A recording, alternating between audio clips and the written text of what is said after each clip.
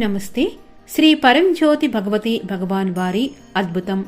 ఇది తమిళనాడులోని కోయంబత్తూరు నుండి వచ్చిన వీరలక్ష్మి గారి అద్భుతం. నా కొడుకు స్కూటర్పై ప్రయాణిస్తుండగా చాలా ఘోర ప్రమాదం జరిగింది. అతను అకస్మారక స్థితిలో ఐసీయూలో చేరాడు. 40 రోజులు ఐసీయూలో ఉన్న తర్వాత కూడా అతనికి స్పృహ తిరిగి రాలేదు.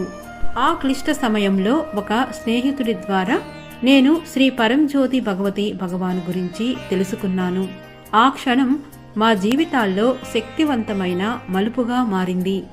నేను కోయంబత్తూరులో సత్సంగాలకు హాజరు కావడం ప్రారంభించాను మరియు పూజలలో పాల్గొన్నాను.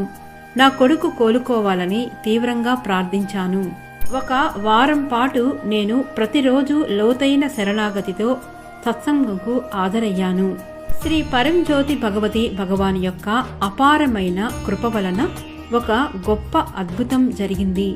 నేను సత్సంగ్కు క్రమం తప్పకుండా హాజరు కావడం ప్రారంభించిన 10వ రోజున 40 రోజులుగా అపస్మారక స్థితిలో ఉన్న నా కొడుకు స్పృహలోకి వచ్చాడు మరియు ఐసీయూ నుండి సాధారణ వార్డుకు మార్చబడ్డాడు.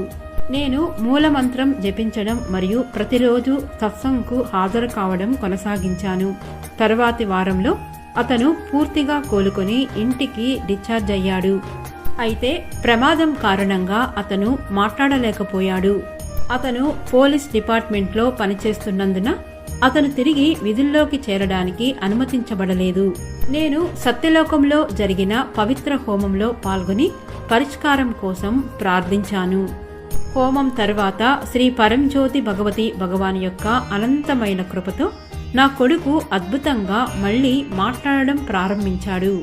ఉద్యోగం తిరిగి పొందడానికి అతను చట్టపరమైన విధానాల ద్వారా వెళ్లవలసి ఉంటుందని డిపార్ట్మెంట్ మొదట చెప్పినప్పటికీ వారు తరువాత అతన్ని పిలిచి తిరిగి నియమించారు.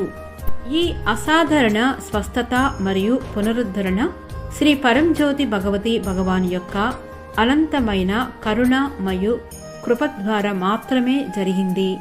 ఈ అద్భుతమైన పరివర్తనతో మా కుటుంబాన్ని ఆశీర్వదించినందుకు వారి దివ్య కమల పాదాల వద్ద మేము కోట్లాది కృతజ్ఞతలు తెలియచేస్తున్నాము.